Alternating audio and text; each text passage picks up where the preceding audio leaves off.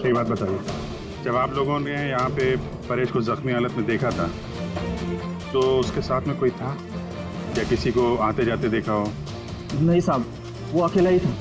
लेकिन सर उसने इंस्पेक्टर दया का पता है, उसने दया का नाम बोला। हम यहाँ वो जानने हैं जो उसने नहीं बोला, समझे आप? और दया ऐसा नहीं कर सकता। सर आप इतने यकीन से कैसे कह सकते हैं कि दया सर ऐसा कुछ नहीं कर सकते हैं? जो आदमी अपनी जान दांव पे लगा के दूसरों की जान बचाता हो वो किसी का खून नहीं कर सकता। खुद से ज्यादा मुझे दया पे भरोसा है, समझे?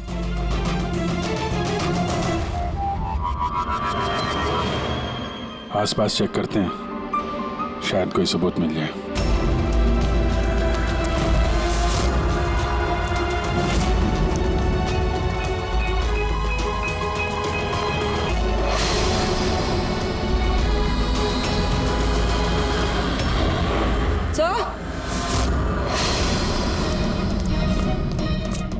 सर ये देखिए।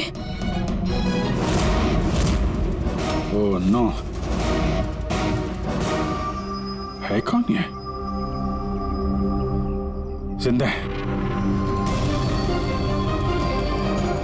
हेलो एम्बुलेंस, ये मालमणि के पास अंडर कंस्ट्रक्शन बिल्डिंग है, वहां पे भेजो जल्दी। तुम लोग जानते हो इसे? ये तो सुबह सर है, ये 2-3 बार पहले फ्लैट देखने आ चुके हैं। लेकिन सर इसे हुआ क्या है? शायद ऊपर से गिरा है।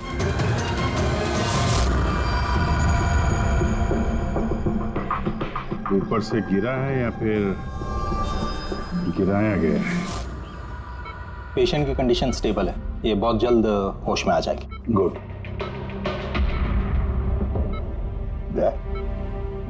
क्या हो गया, इसे तुम ऐसे क्यों देख रहे हो? जानते हो इसे? साहब, अभिजीत तुम यहाँ क्या कर रहे हो? जिस अंडर कंस्ट्रक्शन बिल्डिंग में इस परेश पे हमला हुआ है वहां पे हमें एक और आदमी जख्मी हालत में मिला। और एक आदमी? कौन है वो?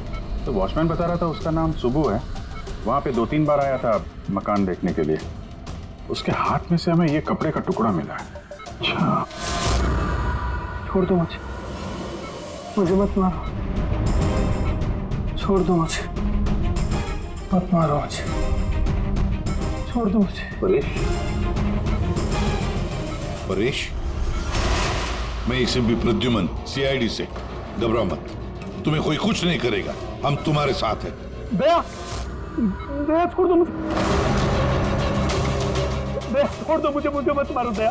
परेश, दया तुम्हारे सामने खड़ा है, मैं एसएमपी प्रद्युमन हूँ। दया, दया छोड़ दो मुझे, छोड़ दो मुझे। परेश, दया, दया तुम जाओ, दया तुम क्या चाहते हो मुझसे? दया छोड़ दो मुझे। परेश क्या बात कर रहे हो? दया, दया छोड़ दो मुझे, मुझे मत मारो दया। परेश मैं दया नहीं, मैं अभिजीत हूँ। दया, दया जाओ यहाँ से, जाओ, जाओ। अरे दया इधर है।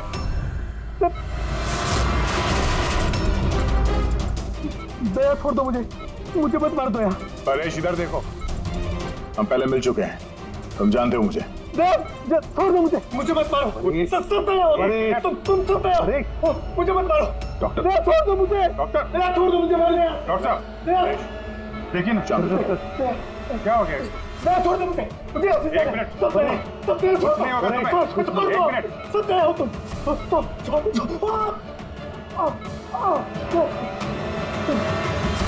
सब दया हो, तुम सब दया हो।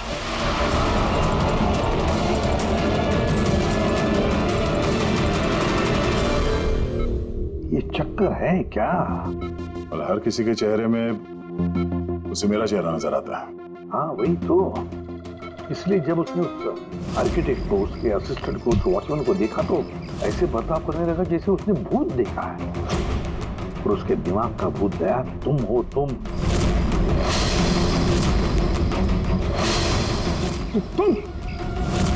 और इसीलिए उसे लगता है कि तुमने उस पर हमला किया है, क्योंकि हमलावर में भी वो तुम्हें ही देख रहा होगा। तो मेरी समझ में ये बात नहीं आ रही सर कि मेरा ही चेहरा क्यों? दया, तुम कह रहे थे ना इसे तुम पहले से जानते हो, कैसे? सर लगभग 15 साल पहले मैंने इसे गिरफ्तार किया था सर। हाँ, और 2 साल पहले ये जेल से छूट गया, और पिछले 2 साल में अलग अलग केस में मैंने इसे 2 बार अरेस्ट किया सर। अभी ये परेश पुराना मेहमान है दया का। और परेश पे हमला किया किसने और क्यों?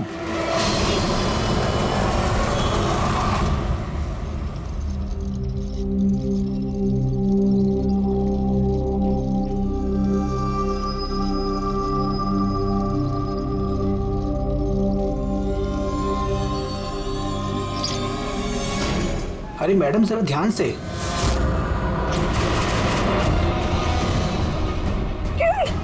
कौन किरण? मैं कोई किरण नहीं हूँ। अरे क्या कर रही मैडम, क्या कर रही हैं आप? आपको कुछ गलतफहमी हो रही है मैम। अरे मैडम, आप ठीक तो हो ना? कौन किरण?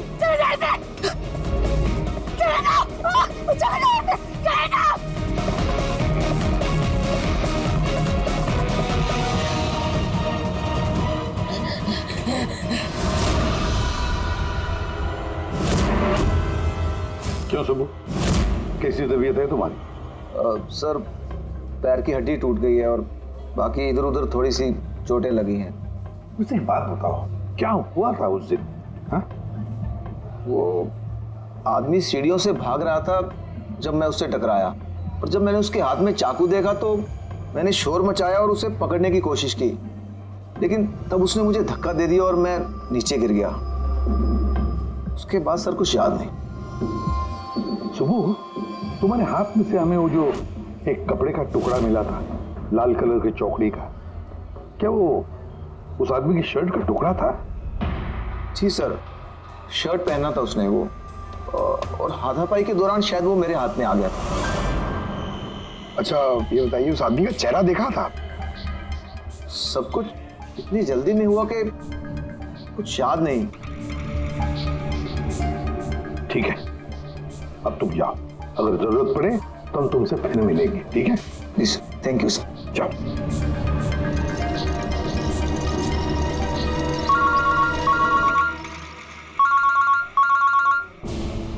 आद्या, क्या? कहां पर? अच्छा ठीक है, मैं अभिजीत और पूरी को भेजता हूं उधर। हाँ हाँ, अभी अभी। यस। क्या हुआ सर? मैं बता रहा था कि किसी सुपरमार्केट में एक औरत आसपास के सभी लोगों पर हमला कर रही थी और हर एक को किरण किरण किरण नाम से पुकार रही थी। देखिए मैडम, हम लोग सीआईडी से हैं, आपकी मदद करने के लिए आए हैं, ठीक है? ये चाकू हमें दीजिए। देखिए मैडम, मैं किरण नहीं हूँ, मैं इंस्पेक्टर अभिजीत हूँ। मैं तुम्हें भी जान से मार दूंगी। मैं नहीं छोड़ूंगी। आप प्लीज नहीं छोड़ूंगी। चाकू रखो। तुम भी किरण हो, मैं बोल। क्या हुआ? सॉरी। Oh no. अरे क्या हो गया? ये औरत गिर कैसे गई? क्या हुआ? हटिए, आजा। एक्सक्यूज मी, हटिए, पीछे हटिए। एक मिनट पीछे आइए। हुआ क्या है इसको? मैडम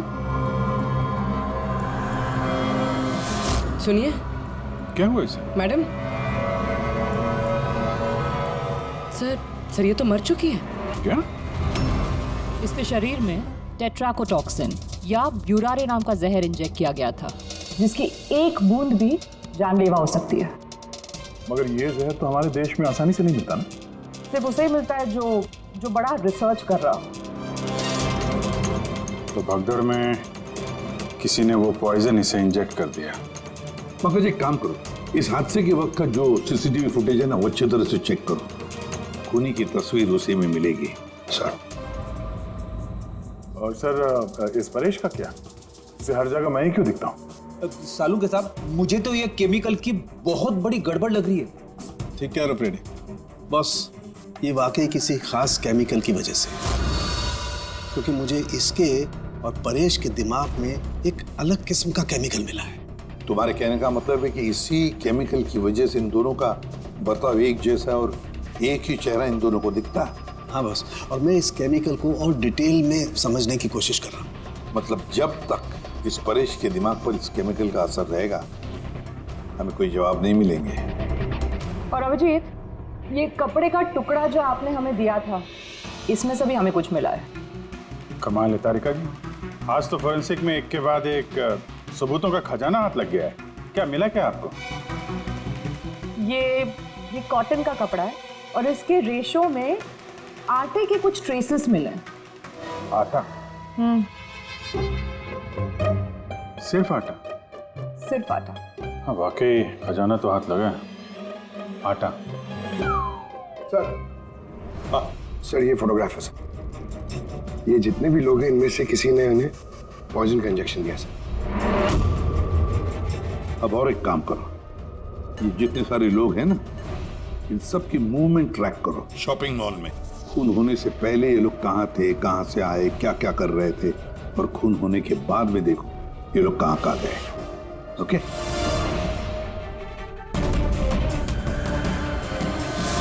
सर मैंने इस औरत का बैकग्राउंड चेक किया। इसका नाम शिप्रा है। ये एक हाउसवाइफ थी। सर परेश तो फिर भी एक मुजरिम है, उसके कई दुश्मन हो सकते हैं, लेकिन इसकी किससे क्या दुश्मनी हो सकती है? वजह तो कुछ भी हो सकती है पूर्वी, लेकिन एक बात कॉमन है शिप्रा और परेश के बीच में, उन दोनों के ब्रेन में वही केमिकल मिला है। तो उन दोनों का दुश्मन भी एक ही हो सकता है। इस किरण के बारे में क्या पता चला? सर किरण शिप्रा का पति था और 2 साल पहले ही उसकी मौत हो चुकी थी।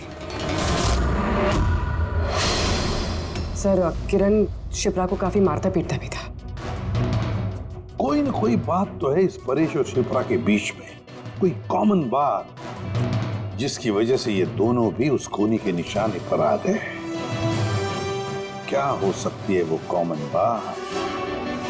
क्या हो सकती है? सर मैं परेश के पड़ोस में पिछले 5 साल से रहता हूँ, पर अजीब बात है सर, ना मैंने उसे कभी देखा ना कभी मुलाकात हुई। और कोई नहीं है परिवार में उसके?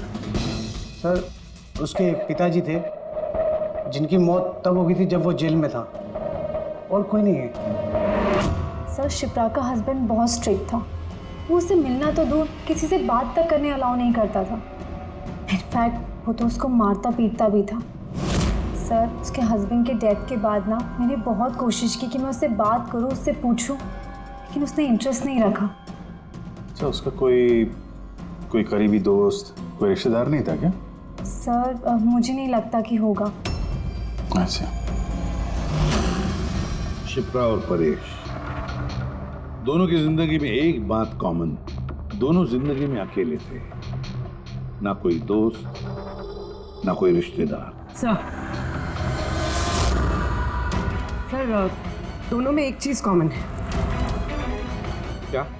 सर हमने परेश और शिप्रा का कंप्यूटर चेक किया तो उनकी कंप्यूटर हिस्ट्री से पता चला है कि दोनों ने ही ऑनलाइन सपोर्ट ग्रुप ज्वाइन किया था। अच्छा, ऑनलाइन सपोर्ट ग्रुप मतलब? सर ये ग्रुप्स है जो डिप्रेशन, लोनलीनेस, ड्रग एडिक्शन और अल्कोहलिज्म में फंसे होते हैं, उनकी काउंसलिंग करता है और उनकी मदद करता है।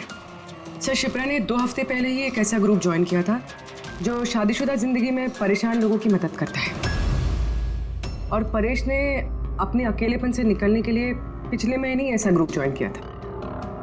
अजीब इत्तेफाक है, दोनों ने ऑनलाइन ग्रुप ज्वाइन किया और दोनों को एक ही तरीके की परेशानी हुई। कुछ पता चला इस ग्रुप के बारे में? सर हमारा साइबर एक्सपर्ट राज इस ग्रुप को ट्रेस करने की कोशिश कर रहा है, जल्दी कुछ पता चल जाएगा। सर शिप्रा का खून इसी आदमी ने किया। जिस वक्त उसका खून हुआ था उस वक्त जितने भी लोग मौजूद थे, ये सबसे ज्यादा अजीब है सर। जिस वक्त अभिजीत सर और पूर्वी सुपरमार्केट पहुंचे थे, ठीक उसी वक्त ये आदमी वहां पहुंचा था सर, और भीड़ में घुस गया था, और जब शिप्रा की मौत हुई तो फटाफट वहां से भाग गया। रेडी, काम करो, हमारा डेटाबेस चेक करो, शायद इसके बारे में कुछ पता चले, कोई लीड मिल जाए। इसका मतलब है सर ये खूनी सुपरमार्केट में कुछ खरीदने नहीं बल्कि शिप्रा को मारने के लिए आया था।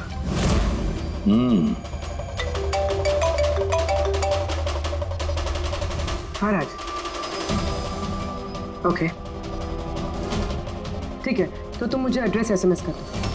Thank you.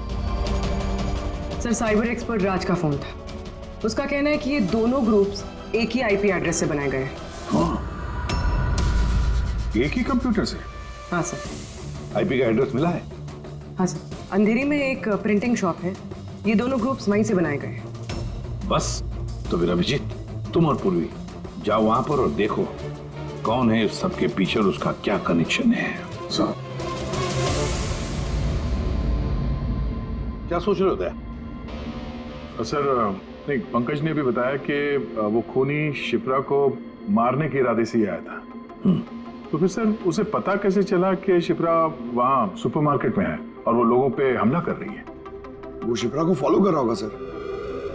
अगर फॉलो कर रहा था तो अभिजीत और पूर्वी के वहाँ सुपरमार्केट में पहुंचने से पहले वो मार के निकल जाता, बाद में नहीं मारता उसे।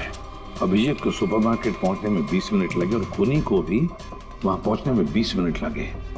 तो इसका मतलब है दोनों को भी खबर एक ही वक्त पहुंची थी। सर कहीं ऐसा तो नहीं कि इंफॉर्मेशन खूनी को हमसे ही गई हो?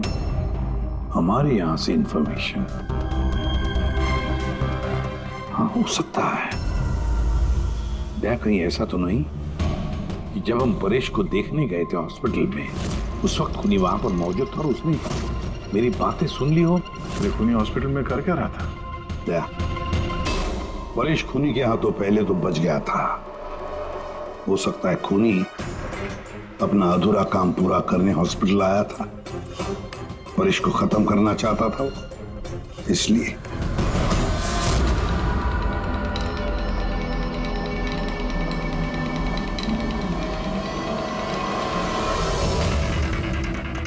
डॉक्टर साहब, क्या आपने इस आदमी को देखा?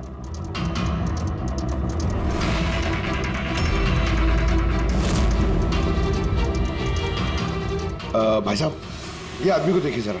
इस हॉस्पिटल में इसको देखा है कहीं? हाँ, इसको तो मैंने देखा है। कहाँ देखा है? वहाँ वेटिंग रूम में।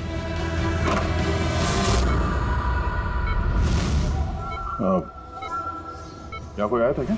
नहीं सर, यहाँ कोई नहीं आया। ठीक। हाँ दया। सर परेश तो ठीक है, पर वो खूनी अभी तक दिखा नहीं। कहीं तो छुप कर बैठा ही है दया, सही वक्त का इंतजार कर रहा है।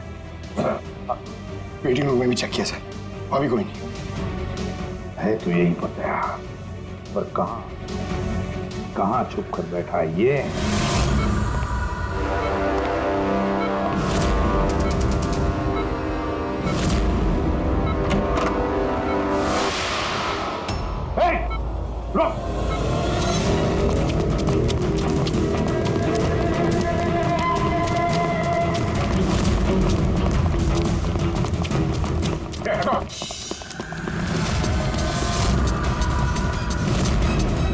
कहाँ भागोगे? रुक!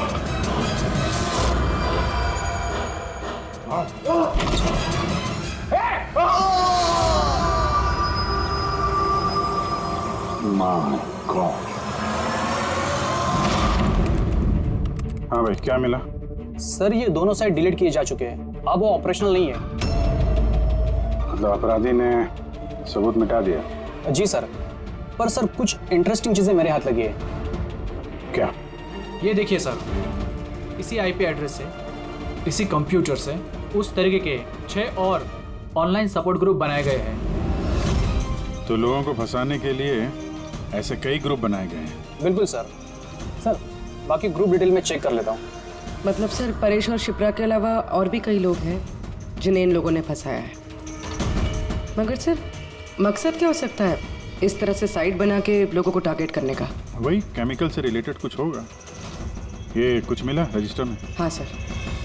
सर पिछले 3 महीनों में 85 लोगों ने कंप्यूटर यूज़ किए। सबकी डिटेल्स चेक करनी पड़ेगी। ठीक है सर। ये देखिए 6 में से 5 ग्रुप डिलीट किए जा चुके हैं, लेकिन अभी भी एक सपोर्ट ग्रुप एक्टिव है और अभी भी उसे कोई ऑपरेट कर रहा है। Enhancing the life of lonely people. मतलब साफ है, ग्रुप बनाया जाता है, तना लोगों को फंसाया जाता है और बाद में ग्रुप डिलीट। तो अब उन्हें एक और शिकार की जरूरत है। एक आइडिया है कोई? कुछ पता चला इस आदमी के बारे में? फिलहाल तो कुछ नहीं। वॉलेट के अलावा इसके पास कुछ भी नहीं मिला है, मोबाइल फोन तक नहीं। तो हमारे पास कोई सुराग नहीं है। दया, ये केस दिखता उतना सिंपल नहीं है, बहुत बड़ा षड्यंत्र है ही है। कई सारे लोग इसमें इन्वॉल्व हैं। ये तो इस खेल का मोहरा लग रहा है सर, वो भी भाड़े का। और इस केस का मास्टरमाइंड अभी भी आजाद घूम रहा है, अपने नए शिकार की तलाश में होगा। जल्द से जल्द ढूंढना होगा सर इसे। हाँ पंकज, आराम से। बस खड़े। ये क्या ही था उनके? सर आप ये क्या खेल खेल रहे हैं पंकज के साथ? नहीं नहीं, ये कोई खेल नहीं। बस मैंने बताया था ना, ये केस बहुत ही पेचीदा है, बड़ा कॉम्प्लेक्स है। याद है ना, मैंने बताया था उस परेश के और उस शिप्रा के दिमाग में मुझे एक अलग तरीके का केमिकल मिला था। हाँ, मैंने उस केमिकल को रिप्लिकेट किया और इस पंकज के शरीर में इंजेक्ट कर दिया। What? तू पागल हो गया फारूक है? अगर इसे कुछ हो गया तो? अरे कुछ नहीं होगा यार, बिलीव मी, मैं पागल हूं क्या?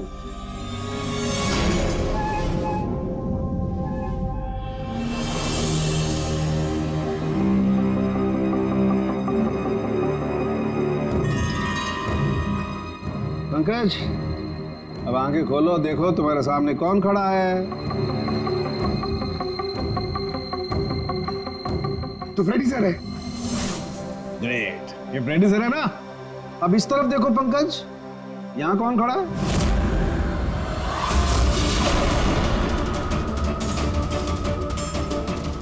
ये कैसे हो सकता है? ये इधर फ्रेडी सर, यहाँ फ्रेडी सर। मतलब शाहरुख है, ये परेश और शिप्रा के साथ यही हो रहा? बंद कर। बस बस, पट्टी लगा लो, पट्टी लगा लो बस। ये देखा बस, इसे फ्रेगोली सिंड्रोम कहते हैं। इस सिंड्रोम में इंसान को एक ही चेहरा हर चेहरे में दिखाई देता है। उस इंसान का चेहरा जिसे या तो वो सबसे ज्यादा नफरत करता है या जिससे सबसे ज्यादा डरता है। पंकज, मुझसे इतनी नफरत करता है तू? अरे सर, आपसे नफरत थोड़ी करता हूँ सर, आपसे तो मैं डरता हूँ। पंकज को मैंने इस केमिकल का बहुत थोड़ा सा डोज दिया, इसीलिए इस पर वैसा असर नहीं हुआ जैसा शिप्रा पर और परेश पर हुआ था। परेश और शिप्रा को तो इतना हैवी डोज दिया गया था कि उनके दिमाग पर गहरा असर हुआ और साइकोसिस लेवल पर पहुंच गए। इसलिए दोनों ऐसा रिएक्ट कर रहे थे जैसे सामने भूत दिख गया हो। तो इसका मतलब जैसे जैसे परेश के दिमाग से ये केमिकल का असर कम होगा, नॉर्मल हो जाएगा और हमें अपराधी तक पहुंचने का जरिया मिल जाएगा। हो सकता है, लेकिन दावा नहीं कर सकते। और हाँ, हम ये भी नहीं कह सकते कि इस केमिकल का असर कितने दिनों में खत्म होगा।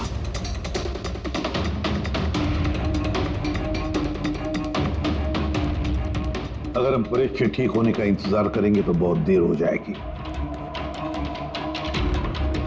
हमें कोई और तरीका ढूंढना होगा, कोई और तरीका। हाँ पूर्वी। सर, मैंने वो ऑनलाइन ग्रुप पे रजिस्टर कर लिया और डिटेल्स भी एकदम परेश और शिप्रा की तरह दी है। नो फ्रेंड्स, नो फैमिली, एकदम अकेले।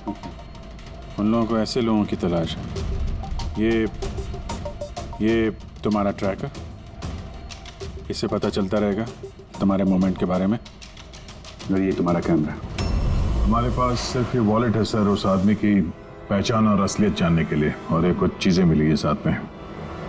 पेट्रोल पंप का बिल, ये होटल का मैच बॉक्स, खरीदा हुआ मैच बॉक्स, ये नंबर किसका? ये सेल फोन लगता है किसी?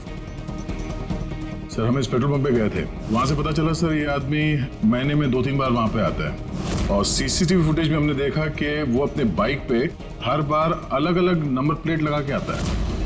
हाँ, और पेमेंट कैश में करता है। और सर ये मैच बॉक्स जिस होटल का है वहाँ पे भी हमने पूछताछ की। वो आदमी महीने में 5-6 दफ़ा खाना खाने आता है और पेमेंट भी कैश से करता है। सर ये नंबर के बारे में आप पूछ रहे थे सर, ये बार में एक लड़की है जो काम करती है उसका है। वो कह रही थी कि उस आदमी का नाम अशोक है और 1-2 बार उनसे बात हुई है, फिर वो गायब हो गया सर। मतलब हमारे पास इस अशोक के बारे में सिर्फ इतनी इंफॉर्मेशन है। एक काम करते हैं, ये सारी जो लोकेशंस है ना, पेट्रोल पंप, बार और ये होटल, देखते हैं कहाँ पर है। जरा मैप देखो।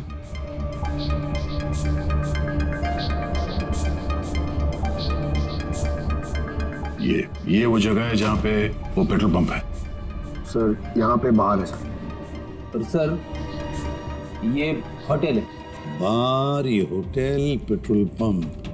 दया सर, ऐसे नहीं लगता तुम्हें? देखो ना, ये सारे के सारे लोकेशंस 1 किलोमीटर के दायरे में है यहाँ से। हो सकता है सर उसका घर या ऑफिस इस जगह के आसपास ही कहीं। Are you ready? I'm ready, sir. चल चल। हाँ, सर मैं रेडी। अरे वाह, बहुत अच्छा गेटअप है। इसके घर का क्या किया? सर पूर्वी के लिए भाड़े पे 1 हफ्ते के लिए घर लिया। I mean, अल्पा के लिए।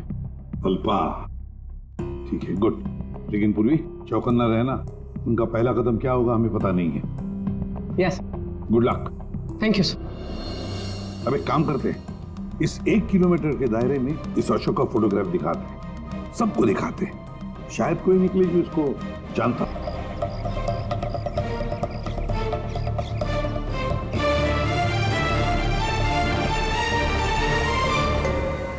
पूर्वी, हाँ सर। चौकन्ना रहना। सर यहाँ पे तो सब ठीक है।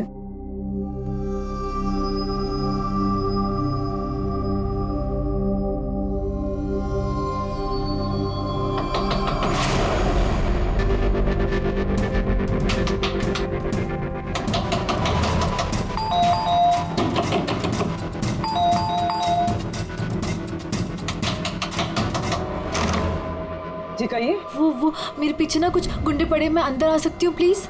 1 मिनट।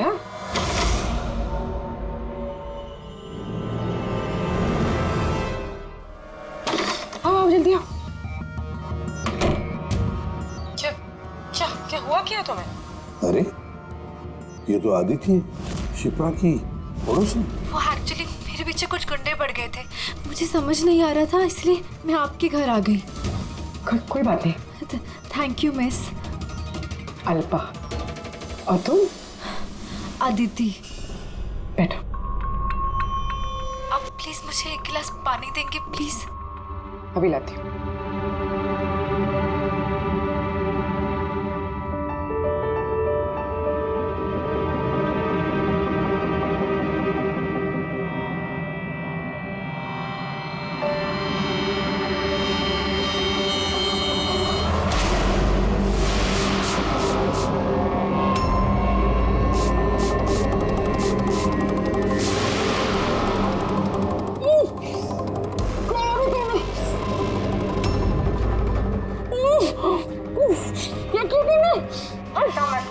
कुछ ऐसा नहीं किया, ज्यादा दर्द नहीं दूंगी तुझे मैं।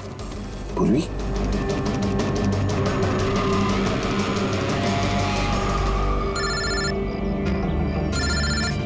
हाँ सर।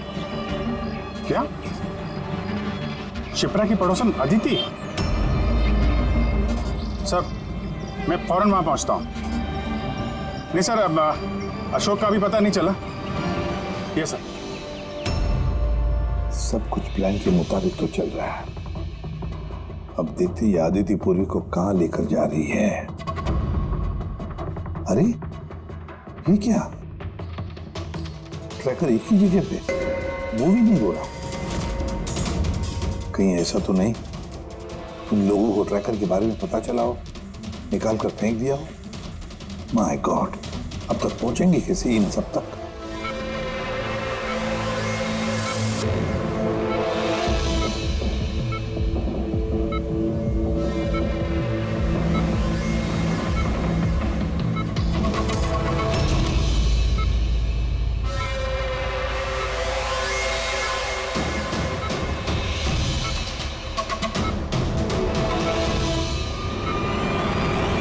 चलो, तुम्हारे दवा का वक्त हो गया है, अब अच्छे बच्चे की तरह दवा लो। और तुम बिल्कुल भी टेंशन मत लेना, तुम्हें ज्यादा दर्द नहीं दूंगी। कौन हो तुम? छोड़ो मुझे, छोड़ो मुझे।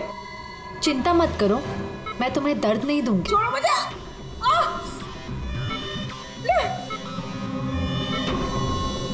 मैंने तुम्हें मना किया था ना कि कुछ दिनों के लिए हम किसी नए लोगों को नहीं लाएंगे, क्योंकि सीआईडी वाले हमें पागलों की तरह ढूंढ रहे हैं।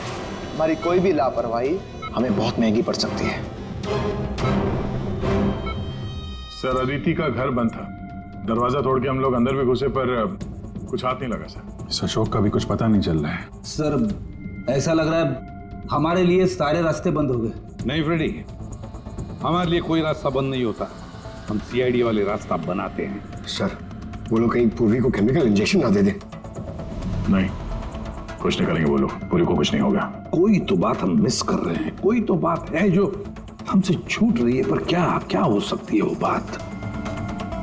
सर वो कपड़े का टुकड़ा जो हमें सुबह के हाथ में मिला था, उसके रेशे में आटा मिला था हमें। हाँ सर, आटा। जब मैं अशोक के बारे में रोड पे लोगों से पूछ रहा था, हाँ, तो वहां पे मैंने एक आटा की चक्की देखी थी और उसके पीछे एक पुरानी बिल्डिंग भी है। तो फिर जरूर वो आदमी जिसने परेश पर हमला किया उस आटे की चक्की के आसपास ही रहता होगा, इसीलिए तो उसकी शर्ट पर आटा आ गया। तो ये भी तो हो सकता है कि परेश पे हमला करने वाला अशोक ही हो। सर वो कपड़े का टुकड़ा भी अशोक का ही हो सकता है। ये भी हो सकता है कि परेश पे हमला करने वाला और ये अशोक दोनों एक गैंग के लिए काम करते हो और वो गैंग आटे के चक्की के आसपास होगा। सबके सब आटे के चक्की के आसपास ही हो गया अभिजीत, और पूर्वी को भी उस चक्की के आसपास ही रखा होगा।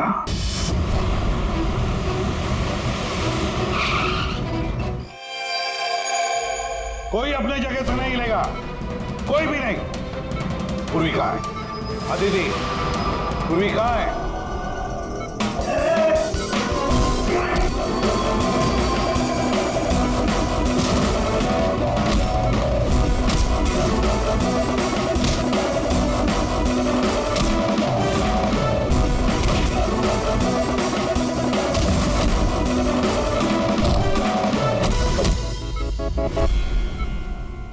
सब नर्सेज और डॉक्टर इस तरफ आ जाओ। चलिए। चलो तुम भी अभी जल्दी।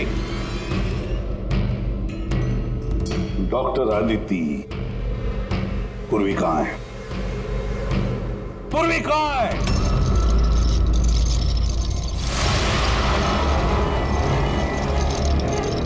हमारी पूर्वी मेरे पास है एसीपी।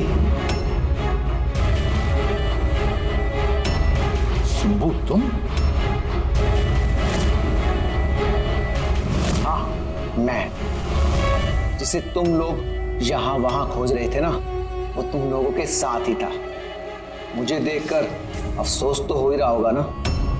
मुझे पता था सीआईडी कोई भी काम अधूरा नहीं छोड़ेगी, इसलिए मैं अपना हर कदम फूंक फूंक कर रख रहा था। लेकिन इस अदिति की बेवकूफी की वजह से सब गड़बड़ हो गया और मुझे फंसाने के लिए तुमने अपने इस ऑफिसर को मेरे पास भेज दिया। लेकिन अब ये मेरे जाल में फंस चुकी है और मुझे यही यहां से बाहर निकालेगी। तुम्हें क्या लगता है पूर्वी की आड़ लेकर तुम हमसे बच जाओगे? नहीं, लगता नहीं है, ऐसा ही होगा। अगर तुम अपने इस बहादुर ऑफिसर को जिंदा देखना चाहते हो तो मुझे यहां से जाने दो, नहीं तो मैं ये केमिकल इसके अंदर इंजेक्ट कर दूंगा और उसके बाद क्या होगा तुम लोग सब जानते हो। और ये सब तुम क्यों कर रहे हो? हाँ? अपने बेटे रवि के लिए। अपने बेटे के लिए? हाँ, मेरे बेटे को पार्किंसन नाम की बीमारी है। मैं अपने केमिकल से उस बीमारी का इलाज ढूंढ रहा हूं और मैं जिस फार्मा में काम करता हूं वो मुझे इंसानों पर उसे ट्राई करने नहीं देती। इसीलिए तुमने अपने तरीके से लोगों को फंसा के उन पे ये एक्सपेरिमेंट करना शुरू कर दिया। अगर मैं ऐसे नहीं करूंगा तो मैं सही इलाज तक नहीं पहुंच पाऊंगा। कैसे पता चलेगा मुझे कि इन केमिकल्स का इंसानों पर रिएक्शन क्या होता है? और इसीलिए तुम सपोर्ट ग्रुप में ऐसे लोगों को टारगेट करते थे जो अकेले रहते थे, ताकि अगर वो गायब भी हो जाए तो किसी को भनक ना लगे और तुम उन पर अपने एक्सपेरिमेंट्स आराम से करते रहो। हाँ? अकेलेपन से जूझ रहे परेश को मैंने अपने सपोर्ट ग्रुप के जरिए फंसाया और उस पर एक्सपेरिमेंट शुरू किया। लेकिन इन सबकी गलती की वजह से वो यहाँ से भाग निकला और तुम लोगों के हाथ लग गया। नहीं तो मेरा प्लान कभी फेल नहीं होता। तभी तुम उसकी जान के पीछे पड़े हुए थे। मैं तो उसे अंडर कंस्ट्रक्शन बिल्डिंग में ही मार डालता, लेकिन वो आर्किटेक्ट बीच में आ गया। वहां तुम भी तो जख्मी हालत में मिले थे, ये क्या चक्कर है? परेश को जैसे ही मैंने चाकू मारा मुझे लोगों की आवाज आई और मैं वहां से भागना चाहा और हड़बड़ी में तुम्हारा पैर फिसल गया और तुम सीधे नीचे गिर गए। मैं तो वहां से भी भाग जाता, लेकिन मेरे टूटे हुए पैर की वजह से मैं भाग नहीं पाया। और इसीलिए तुमने विक्टिम होने का ढोंग किया, ताकि तुम सेफ भी रहो और किसी को तुम पे शक भी ना हो। तभी तुम लोगों की नजर मुझ पर पड़ी। और शिप्रा का क्या? उसे तो तुमने किडनैप नहीं किया था, वो तो सुपरमार्केट में घूम रही थी। सपोर्ट ग्रुप में से अदिति ने शिप्रा को चुना और हमने डिसाइड किया कि हम उसे किडनैप नहीं करेंगे और चुपचाप ये ड्रग देते रहेंगे। खिलाड़ी तो तुम शातिर हो और थोड़े कच्चे हो, नहीं तो हमारे लिए सबूत नहीं छोड़ते तुम। याद है ना तुम्हारा वो शर्ट, उसका एक टुकड़ा, कपड़े का टुकड़ा, उस पर जो आटा लगा था ना, बस उसी के जरिए हम तुम तक पहुंच गए।